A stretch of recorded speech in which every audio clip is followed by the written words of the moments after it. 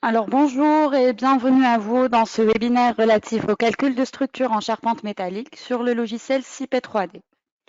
Je me présente, je suis Ahlam Yazli et je présenterai ce webinaire aujourd'hui avec mon collègue Walid Belkacem Nasser. Nous commençons donc par un petit rappel. Comme vous le savez, CIP développe des applications pour tous les intervenants dans un projet de construction bâtiment. Toutes ces applications sont donc regroupées sur une seule et même interface. Nous allons donc aujourd'hui, nous avons des logiciels de conception, dimensionnement, calcul et vérification normative et réglementaire pour la partie MEP, pour la partie thermique, pour la partie économie de la construction. Nous avons également des Open BIM, mais surtout la partie qui nous intéressera aujourd'hui, c'est donc la partie structure. Nous avons vu lors du webinaire précédent comment calculer les structures en béton sur le logiciel CP4. Aujourd'hui, nous allons voir comment calculer les structures en charpente métallique à l'aide du logiciel CIP 3D. Mais avant cela, j'aimerais faire un petit rappel sur le BIM Server Center. Donc, le BIM Server Center, c'est une plateforme développée par CIP. C'est une plateforme numérique d'accès gratuit et qui vous offre la possibilité de stocker, de partager et de gérer vos projets, en invitant tous les différents intervenants sur ce dernier. Donc, en vous connectant sur le BIM Server Center, vous atterrissez sur l'accueil. Donc, sur l'accueil, vous avez des raccourcis vers les fonctionnalités les plus importantes. Donc, vous avez en haut à gauche l'onglet Projet. Donc, ici, vous avez un raccourci vers vos projets. Donc, là, par exemple, j'ai un seul projet, mais vous pouvez en avoir plusieurs. À droite, vous avez le raccourci vers vos contacts. Et donc, ici, vous avez votre liste de contacts. Vous pouvez ajouter un nouveau contact en mettant tout simplement son adresse mail ici. Et puis, en cliquant sur accepter, la personne s'ajoutera automatiquement sur votre liste de contacts. Il y a également en bas plusieurs autres raccourcis. Donc, nous n'allons pas nous attarder sur cette partie. Je vais vous montrer donc le deuxième onglet qui est l'onglet projet et qui nous renvoie ici. Donc, l'onglet projet, vous allez voir le détail de tous vos projets sur lesquels vous êtes invité ou des projets dont vous êtes le propriétaire. Vous pouvez inviter donc plusieurs collaborateurs ou bien tous les collaborateurs intervenant sur votre projet. Donc, la partie la plus intéressante, on va dire, du BIM Server Center, c'est le store. Donc, en fait, comme vous pouvez le voir, donc le store contient absolument toutes les applications développées par CIP. Donc, vous avez des applications qui sont nouvelles, des applications en fait qui sont des systèmes de fabricants, des applications qui sont gratuites d'accès, mais aussi des applications plus populaires. Vous avez même accès à des plugins. Donc, je donne la parole à mon collègue Walid Belkacem Nasser pour vous présenter le logiciel CIP 3D. Bonjour à tous, merci Ahlam. Donc, si tu peux me donner juste l'accès pour présenter mon écran. Bien sûr, tout de suite. C'est bon? Oui, c'est bon. Vous arrivez à voir comme ça? Très bien. Donc, on est ici dans l'interface de CIP 3D, dans laquelle on a introduit une structure à partir du générateur de portique.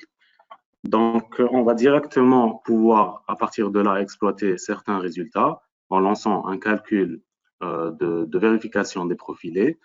Donc là, on va simplement dimensionner les profilés sans pour autant donner une optimisation pour ces derniers. Le processus de calcul est lancé. Il va y avoir une vérification pour l'ensemble des éléments qui constituent la structure. Voilà. Et à partir de là, on va pouvoir exploiter les résultats qui ont été produits par le CP3D.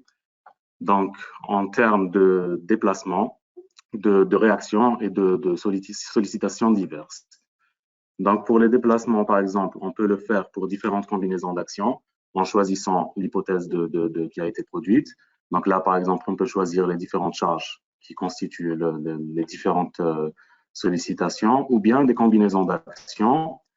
Donc, on a par exemple ici pour les aciers laminés, les différentes sollicitations 1,35 poids propre, 1,5 Q.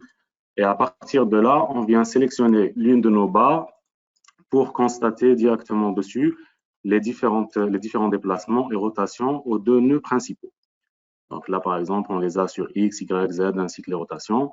Et on peut le faire, bien évidemment, aussi en courbe enveloppe pour constater les valeurs maximales ou minimales aux différents points en prenant en considération l'ensemble des combinaisons.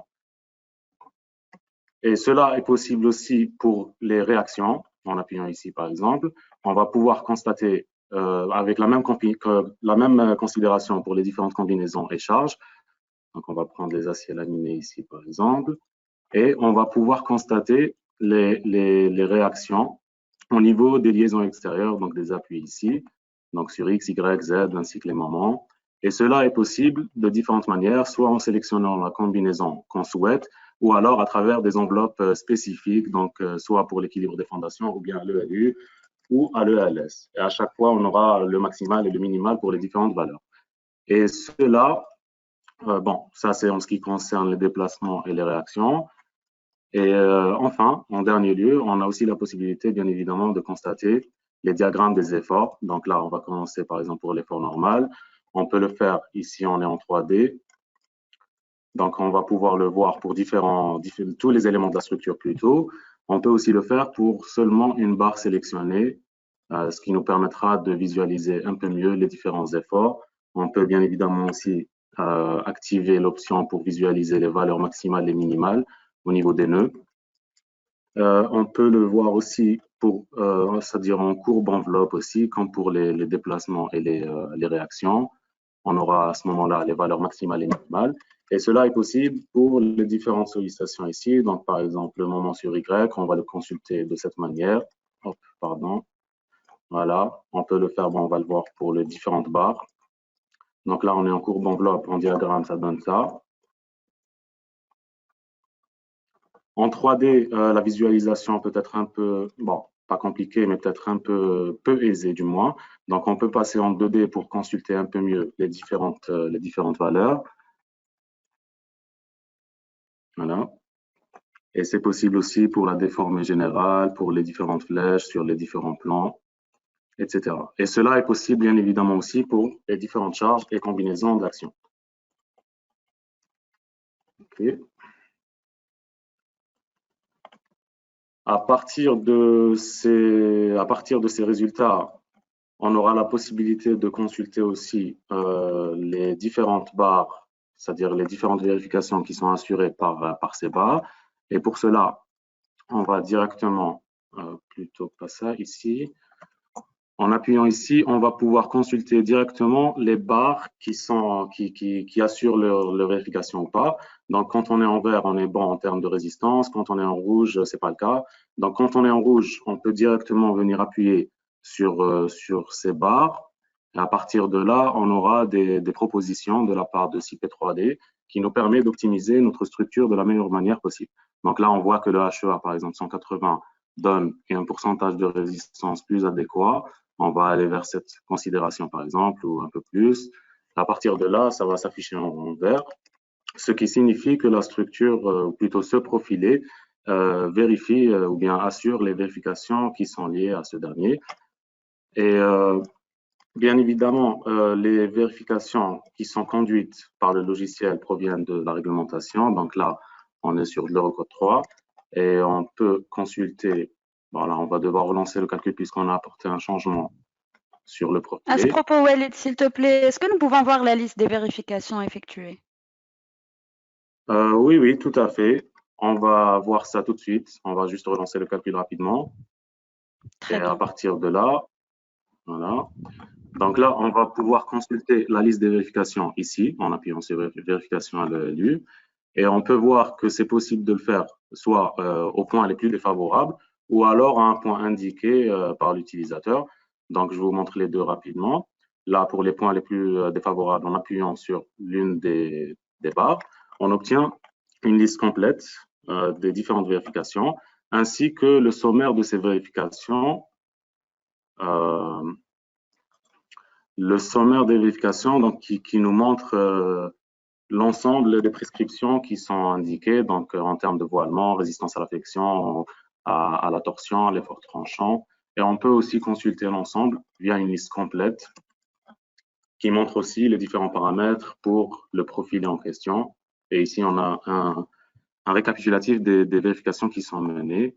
Et en dessous, l'ensemble des vérifications avec les formules, les actions ou bien les combinaisons qui sont appliquées ici, ainsi que les différents paramètres et leurs valeurs numériques. Donc, quand il y a quelque chose qui n'est pas indiqué ou quand il y a une vérification qui n'est pas assurée, on reprend notre profilé ou notre élément de manière à ce que ce soit. Bien évidemment, cette liste de vérification nous permet aussi d'avoir une appréciation didactique aussi, afin de connaître précisément les différentes vérifications qui sont menées sur un profilé de ce type. Donc, en ressortant d'ici, on va voir la même chose pour la vérification sur différents points. Donc, pour le même profilé, on va nous indiquer différents points sur la longueur du profilé et on pourra apprécier à ce moment-là la différence entre les vérifications qui sont menées, par exemple, au milieu ou bien auprès du nœud. À ce moment-là, il peut y avoir des modifications relatives à ces derniers. Donc, là, on a pu voir les différentes manipulations relatives au profilé qui constituent la structure. On peut, sur CP3D, consulter notamment les assemblages. On va venir ici les générer automatiquement. Justement, en fait, comment est-ce que ces assemblages sont générés? Donc, en fait, le CP3D va puiser dans une bibliothèque qui est prédéfinie. On va pouvoir la consulter ici, par exemple. Donc là, si on dimensionne les assemblages de manière automatique, soit en soudé ou bien en boulonné, en dessous, on a des modules qui sont affichés ici et qu'on peut consulter directement sur le site. Donc, en appuyant dessus, on aura la liste. Donc, la liste relative, plutôt c'est une bibliothèque, pardon. C'est plutôt une bibliothèque dans laquelle le logiciel va puiser pour constituer ces différents assemblages, selon la géométrie et selon la configuration des barres qui s'y rapportent. Donc, on a différentes bibliothèques, elles sont affichées ici, et à partir de là, CP3D va puiser dedans pour générer ces différents assemblages. Donc, à partir de là, les différents assemblages sont générés, et là, on va pouvoir apporter quelques modifications sur ces derniers. Donc, on peut consulter ici les différentes vérifications qui sont menées sur les assemblages. Il y en aura forcément qui ne sont pas assurées. Et à partir de là, il y aura un travail pour optimiser ces derniers. Donc là, on va prendre comme exemple celui-là, donc entre poteau et poutre. Et là, on va nous afficher l'assemblage en question ainsi que les différents incidents qui sont générés à partir de ce dernier. Donc là, par exemple, on voit qu'il n'y a pas de raidisseur. On peut venir ici dans les différents composants de l'assemblage. Donc là, on a le poteau, les deux poutres, dans lesquels on va définir les assemblages pour les poutres, vu qu'ici, on nous indique qu'ils ne sont pas indiqués. Là, par exemple, pour la poutre, on peut indiquer s'il s'agit d'un assemblage soudé ou bien boulonné, ou bien les deux, selon la liaison qui a été définie précédemment. Et à partir de là, on va définir un assemblage, donc là, soudé par exemple, et le message d'erreur va changer, ou bien le message d'incident plutôt va changer pour nous indiquer quelque chose de différent. Donc à partir de là, à chaque fois, il faudra venir optimiser l'assemblage de manière à ce qu'il y ait plus de messages et qu'on puisse avancer. Donc là, voilà, il y a un travail à faire pour constituer l'assemblage, ou alors, là, il s'agit d'un travail manuel. Ce travail peut être fait automatiquement par le logiciel en dimensionnant directement les assemblages ici. Donc, pour un assemblage qui a été vérifié, par exemple, on va voir ici, donc pour celui-là, à la tête du fêtage. Là, on voit qu'il n'y a pas d'incident. Il y a une plaque frontale entre les deux poutres avec l'assemblage, plutôt la soudure. Et à partir de là, quand l'assemblage est vérifié, qu'il n'y a plus d'incident, on pouvait pas le faire sur le précédent, là on va pouvoir le faire. Donc on peut consulter différents livrables, différents récapitulatifs relatifs à cet assemblage. On a commencé par les vérifications qui sont menées. Donc là, par exemple, on voit qu'il y a un problème sur les attaches soudées. Les vérifications sont présentées en dessous et à partir de là, on peut reprendre l'assemblage en conséquence. Et c'est possible pour les différents composants ou éléments qui constituent l'assemblage. Donc là, par exemple, pour la platine frontale, il n'y a pas de problème, toutes les vérifications sont conformes. Par contre, pour les poutres, il faudra peut-être reprendre certaines choses. Voilà. Donc, oui, là, on va pouvoir aussi consulter la liste complète des vérifications, tout comme pour les profilés tout à l'heure. On a aussi la possibilité de voir ici, par exemple, un récapitulatif complet du nœud qui nous permet d'apprécier différentes données. Walid, excuse-moi, pardon. Oui. Est-ce qu'il est possible, enfin, je ne sais pas si le CP 3D génère les plans d'assemblage. Oui, oui, tout à fait. On a un exemple justement ici. Donc là, c'est un détail qui fait partie d'un récapitulatif complet pour l'assemblage. Donc les différents éléments qui constituent l'assemblage avec leurs données géométriques et pour les matériaux aussi, ainsi que les vérifications qui sont menées pour l'ensemble des éléments. Donc là, on a, comme je viens de te le dire, on voit le détail graphique constitué ici dans le document, mais on peut aussi le consulter à part ici. Donc là, on a le détail avec les dimensions des soudures, des boulons, donc l'ensemble des détails d'exécution qui peuvent être bien évidemment exportés à différents formats. Là. Donc voilà en ce qui concerne les assemblages. On a la possibilité aussi sur CP3D de générer des calculs de fondation, de vérifier les fondations, donc à partir de cet onglet par exemple. On va pouvoir consulter directement les fondations qui ont été générées. Donc, on peut soit générer des fondations automatiquement ou bien les calculer manuellement.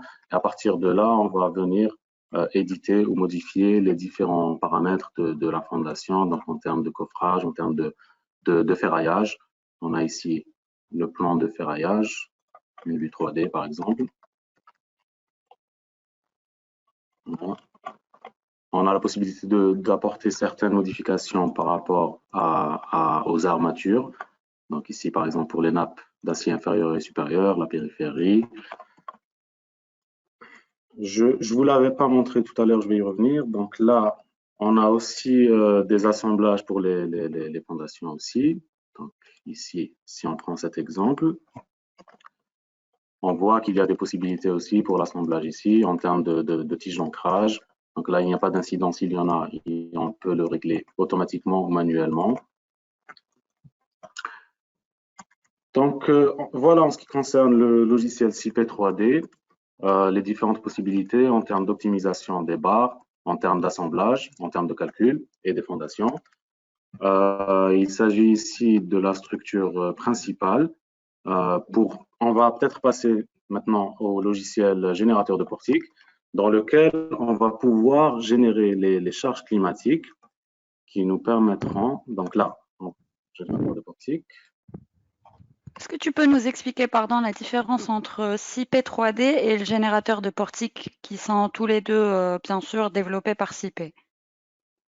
Oui, en fait, donc pour le générateur de portique, il s'agit principalement de simplifier l'introduction des données climatiques et d'introduire les pannes et les listes, de les dimensionner. Et à partir de là, quand on va repasser vers CP3D, ces différents éléments seront considérés comme des charges. Bien évidemment, ce travail peut être fait directement sur CP3D, mais le générateur de portique est là pour simplifier ce travail justement, pour le rendre plus facile, plus rapide. Donc là, on va aller sur un par exemple. Et là, vous allez voir qu'il y a une interface qui s'affiche. On va produire un nouveau portique. Donc là, on est dans l'interface du générateur de portique, dans laquelle on nous demande d'introduire un portique à un versant ou deux. Donc on va aller introduire le même portique sur lequel on avait travaillé sur CP3D. Donc là, on avait 5, 8, 8. Donc, on introduit les différentes codes pour le portique. On a la possibilité d'introduire différents types de portiques. Donc là, on est en portique rigide, donc en treillis américain, poutre en treillis, pôle en saut. Et à chaque fois, on aura différentes possibilités pour modifier différents paramètres de portique. Donc là, on va rester sur un portique rigide. Et voilà, le portique est généré. Et à partir de là, on a différentes possibilités. On peut introduire un nouveau portique à gauche ou à droite. On peut introduire un mur latéral pour le contre-ventement, c'est-à-dire du poteau par rapport au flambement, pour la rigidification. Donc là, on peut en introduire un. Là, on va rester sans mur par contre.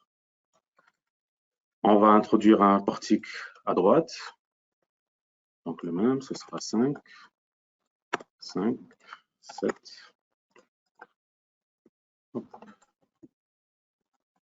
Voilà.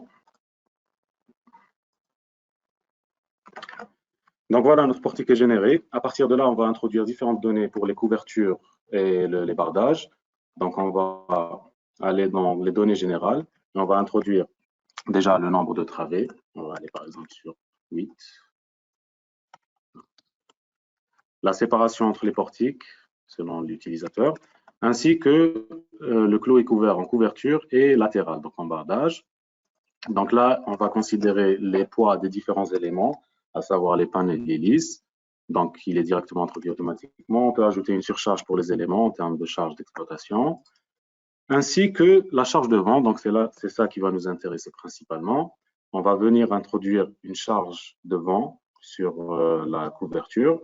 Donc, on a les différentes réglementations qui sont produites ici par les logiciels CP, comme sur CPCAD ou CP3D ici. Et on va aller vers l'Algérie pour utiliser la réglementation neige et vent. Hop, 99, voilà. Donc là, on va introduire les Excuse-moi, Walid. différentes données. Oui. Y a-t-il un moyen de voir les différentes charges appliquées sur ces éléments que tu viens Euh, d'introduire? oui, oui, tout à fait. En fait, on ne les a pas encore introduits. Je vais les introduire au fur et à mesure. Elles seront générées sur la couverture et le bardage. Et à partir de là, on pourra tout à fait les consulter, bien évidemment. Donc, j'y reviens dans un petit moment. D'accord? D'accord, d'accord. Donc là, on introduit les données de l'emplacement.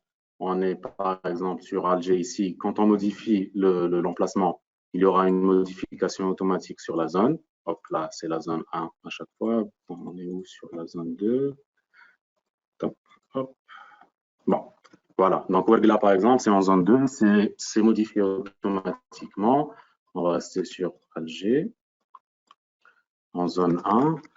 On va pouvoir introduire aussi une catégorie de terrain, soit unique pour l'ensemble des directions ou alors selon la direction. Donc là, si on va ici, on va pouvoir introduire une catégorie de terrain pour chaque direction de vent, donc selon l'orientation.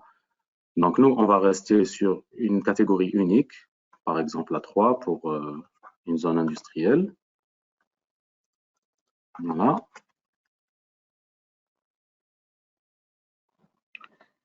L'orographie du terrain peut être modifiée aussi selon la configuration du projet, donc soit plane, montagneuse ou bien marquée. Et à ce moment-là, quand on est en orographie marquée, on aura la possibilité d'introduire différents paramètres. Je vais vous montrer ça. Donc, selon la direction X ou Y, on aura une orographie soit ascendante, descendante, en colline. Et là, on aura différents paramètres à introduire pour constituer ou bien pour correspondre le mieux à notre configuration.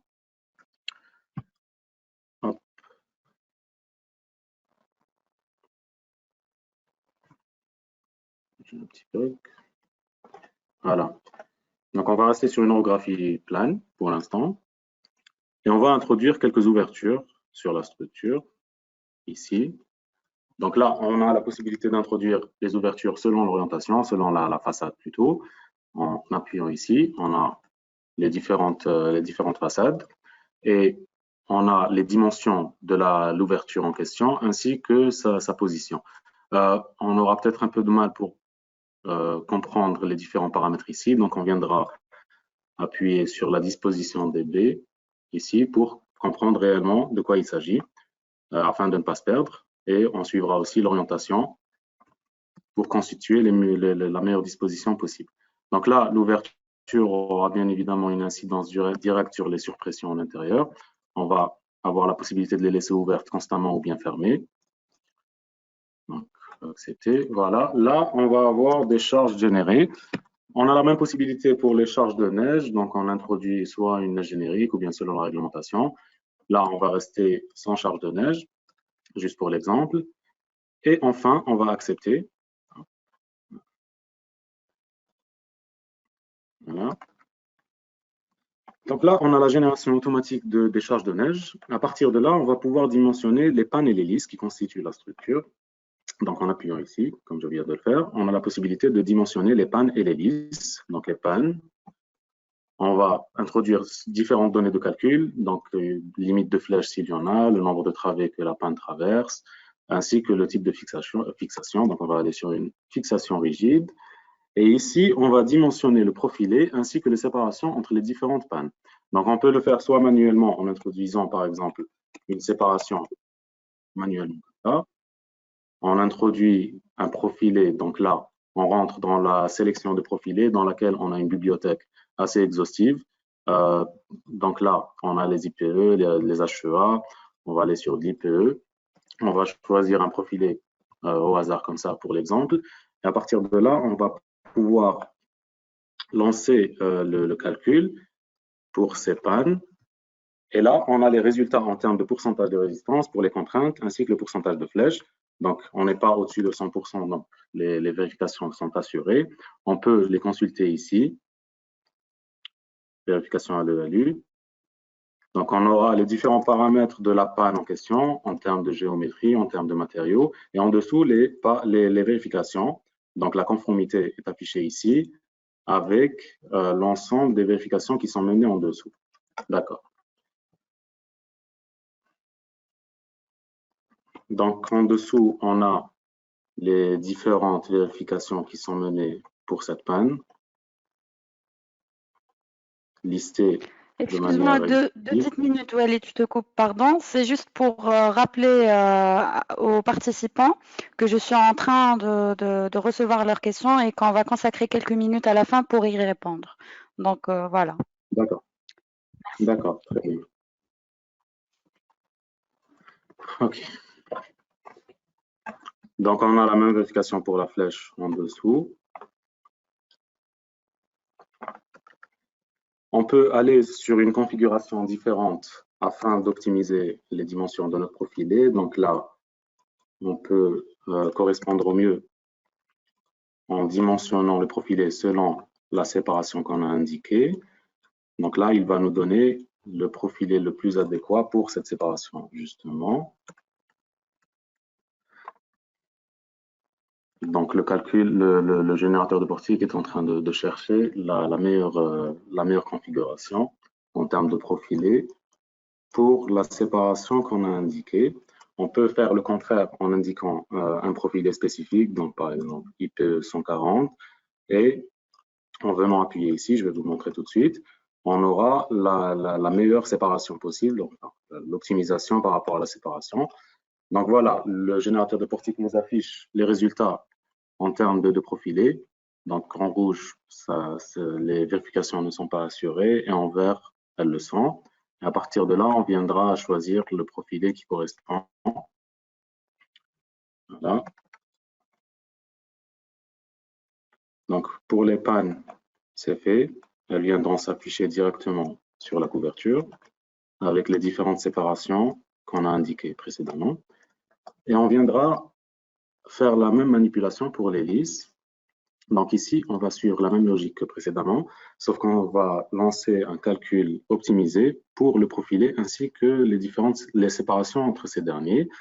On peut aussi choisir le type d'acier ici, donc la nuance d'acier. Et en appuyant sur dimensionner en dessous, on a la possibilité d'introduire un incrément de calcul pour les séparations entre les profilés, donc minimale et maximale. Et à partir de là, le générateur de portique donnera la configuration la plus optimale.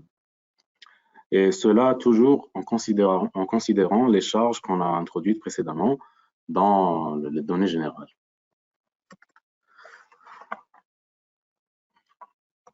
Donc, il y a une vérification qui se fait. Le générateur de portique prend en considération toute la bibliothèque pour les IPE et il nous donne les résultats les plus optimaux. Donc là, on nous dit que l'IPE 80 ne convient pour aucune séparation, alors que les autres conviennent pour différentes séparations. Là, on va aller sur du IPE 100. Bon, on va le faire manuellement. Donc là, il a dit que c'était d'IPE 100 avec 0,8 de séparation. En acceptant, le calcul est mené et on nous dit que les vérifications sont assurées, donc y compris pour la flèche, donc il n'y a pas de problème. On peut aller dans la vérification des ELU pour constater les différentes prescriptions, comme tout à l'heure. Donc on a la liste complète ici. On appuie sur accepter et les listes sont directement introduites ici, sur le bardage. Donc à partir de là, je vais revenir à ta question de tout à l'heure, Ahlam. On a la possibilité en effet de visualiser les différentes charges qui ont été introduites.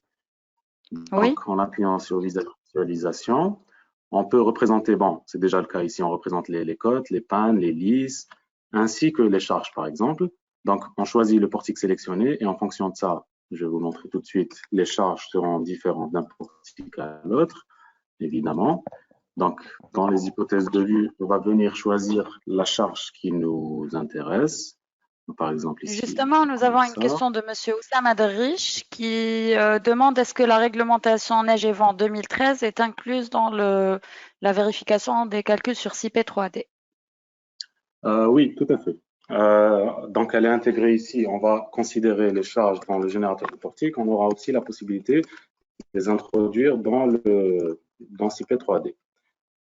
Donc là, comme je vous l'avais dit, on peut visualiser les différentes charges. On va appliquer un facteur d'échelle pour mieux les visualiser. Voilà. Donc là, c'est sur le portique 1 par exemple. On peut le faire pour le portique 3. Donc les charges sont différentes.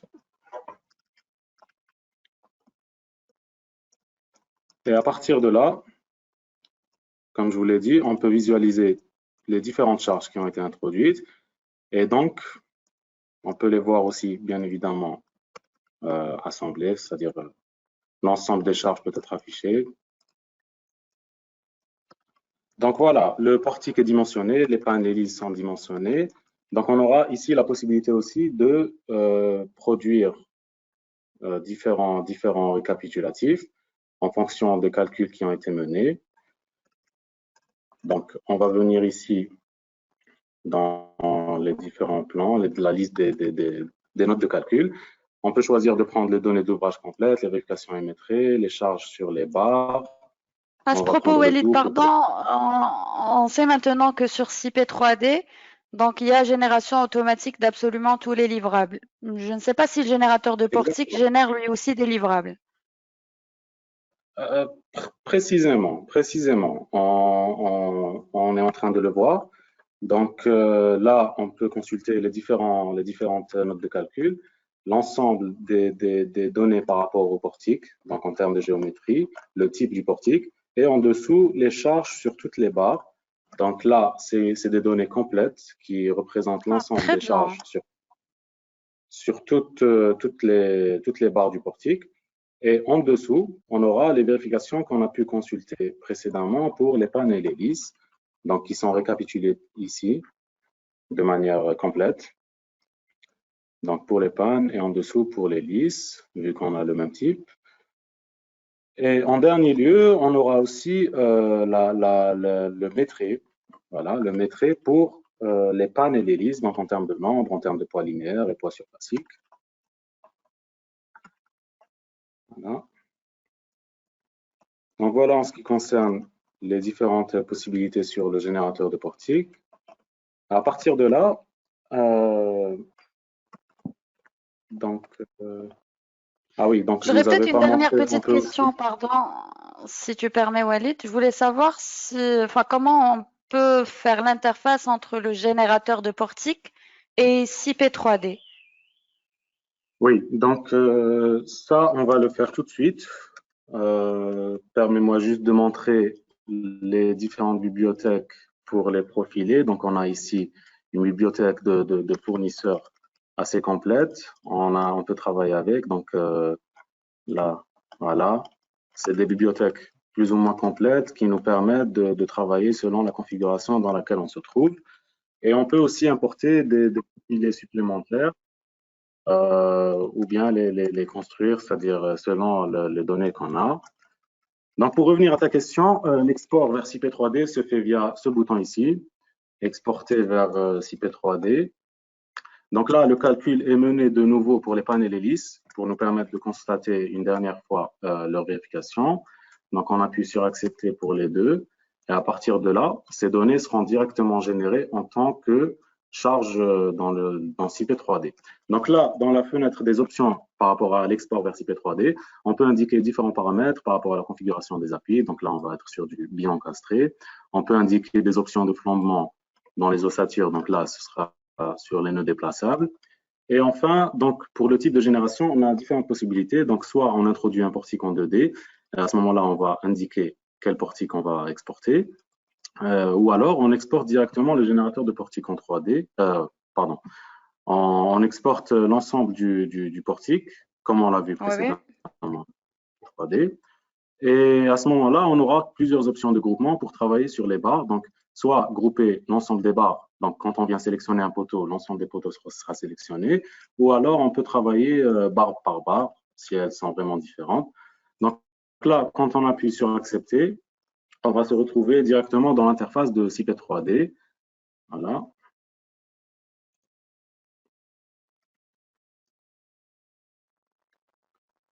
Hop. OK. Donc là, c'était la structure de tout à l'heure. On va avoir la nouvelle. Voilà. Donc, on nous introduit directement les données générales pour la structure, donc en termes de normes, pour les matériaux des profilés qu'on va utiliser. Ils sont introduits directement ici. On a aussi quelques données par rapport au béton, donc pour les poteaux, les poutres, les planchers, puisqu'on peut introduire des éléments béton armés dans CP3D. On peut aussi introduire des données pour le terrain de fondation, puisqu'il y a le calcul en dernier lieu. Et aussi, bien évidemment, les actions sismiques ici. Donc, pour l'Algérie, ce sera du RP à 99. Les données seront introduites selon la configuration dans laquelle on se trouve et selon les paramètres de la réglementation. Et on a aussi la possibilité d'introduire une vérification au feu avec un revêtement qu'on choisit ici. Donc, ce sera pris en considération dans le calcul par la suite. Et enfin, en dessous, on a différentes options pour les poteaux, les poutres, les fondations, ainsi que les assemblages. Donc, si on rentre dans les assemblages, on a les modifications relatives aux matériaux qui sont utilisés, donc la nuance de l'acier, le béton, ainsi que différentes options par rapport à la visserie, les raidisseurs, les plaques d'ancrage ici, donc leurs dimensions, les différents paramètres pour les raidisseurs. Donc, l'ensemble de ces données seront considérées dans le calcul et la génération des assemblages par la suite. Mais bien évidemment, on peut les modifier à souhait. Donc, en appuyant sur accepter, voilà, on va se retrouver directement dans l'interface de CP3D comme on avait commencé. Oui, donc là, j'ai introduit un portique en 2D. On aurait pu le faire en 3D. On se serait retrouvé avec l'exemple que je vous avais montré au début. Et donc là, on va pouvoir décrire les différents éléments de notre portique. Donc là, il faut savoir qu'il s'agit de barres non décrites. Donc, il faudra venir décrire les différentes barres ici, selon la bibliothèque qui nous est indiquée par le logiciel. Donc, on viendra décrire les différentes barres, d'où l'intérêt de grouper différents groupes d'éléments, donc poteau par exemple, poutre seul. Et voilà. À partir de là, on pourra mener les calculs qu'on avait précédemment vus au début du webinaire. Donc, moi, je vais m'arrêter ici. Ahlam. Oui, nous avons deux petites questions de la part des participants. Donc, la Oui. première, c'est une question de la part de Monsieur Brahim Mebarki. Donc, il demande est-ce qu'on peut importer des assemblages à partir de notre propre bibliothèque? Je te laisse y répondre. Oui, oui, tout à fait. On peut introduire. Pardon, vous avez dit assemblage. Importer, oui, oui, importer des assemblages à partir de notre propre bibliothèque. Alors là, pour l'instant, on a une bibliothèque qui est générée par CP3D. Donc, comme je vous l'avais montré tout à l'heure, il y a une bibliothèque pour différents assemblages. Hop, je vais le montrer de l'autre côté. Voilà, donc pour les assemblages soudés, boulonnés, selon la configuration dans laquelle on se trouve. Mais il y a un programme qu'on peut retrouver dans le store du Beam Server Center qui s'appelle Shubim Steel, dans lequel on va pouvoir introduire des assemblages d'utilisateurs et dans lequel la bibliothèque reprend celle de CP3D et d'autres supplémentaires. Très bien, je te remercie Walid. Donc nous avons une autre question de la part de Monsieur Brahim Mebarki toujours. Donc il demande si on peut importer ou exporter vers le logiciel Tekla. Oui, tout à fait. Donc, à l'issue de notre calcul, de notre modélisation, on a mené l'ensemble des calculs, vérifications et on a dimensionné et optimisé nos barres, notre structure. À ce moment-là, on peut tout à fait exporter vers Tekla Structure. Donc, on a ici le bouton pour faire cette opération, ainsi qu'à différents formats, CIS2 par exemple. Voilà. Très bien, je te remercie Walid. Donc il y a une troisième question à laquelle je vais y répondre moi-même. Donc Monsieur Sitale Mhm. Sadé demande d'où on peut avoir une version de CP3D. Je vous demande Monsieur de vous rapprocher du département commercial de KRCP Consulting qui est le représentant officiel des logiciels CP en Algérie. Donc voilà, je vous remercie, enfin je remercie tous les participants. Je te remercie Walid pour ce webinaire. Nous sommes donc à Merci la à fin. toi. Merci, je t'en prie. Donc, je vous donne rendez-vous mardi prochain, le 17 novembre à 15 h pour le dernier webinaire de cette série qui va tourner autour du logiciel CP Project, un logiciel de gestion de projet et de chantier. Je vous remercie et à la semaine prochaine. Bonne journée.